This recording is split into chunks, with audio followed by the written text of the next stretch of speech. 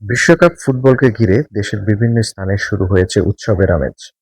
আর সেই আমেজের অন্যতম অনুষঙ্গ প্রিয় দলের পতাকা। রাজধানীর ব্যস্ত সড়কে পতাকা বিক্রি করছেন এমন একজন বিক্রেতার সঙ্গে কথা বলে জানা গেল বিশ্বকাপ নিয়ে তার ভাবনা এবং তার বিক্রির কি অবস্থা। ভাইজান পতাকা বিক্রি করতেছেন, আপনি কোন দল? আমি ব্রাজিল। ব্রাজিল। জি। এবার বিক্রি কেমন, গতবারের তুলনায় বেশি না কম? মোটামুটি আর কি কম, আগের চেয়ে কম। আচ্ছা, আগের থেকে কম।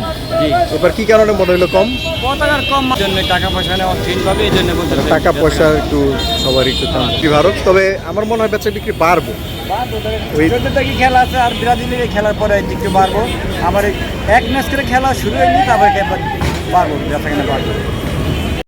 ফুটবল প্রেমীদের প্রত্যাশা, বিশ্বকাপকে ঘিরে আবারও প্রাণটির পাবে দেশের অলিগলি, সাদুম পাড়া মহল্লা।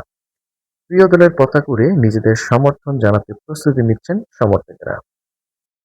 মনিরুজ্জামান মনির, কাগজের খবর, ঢাকা।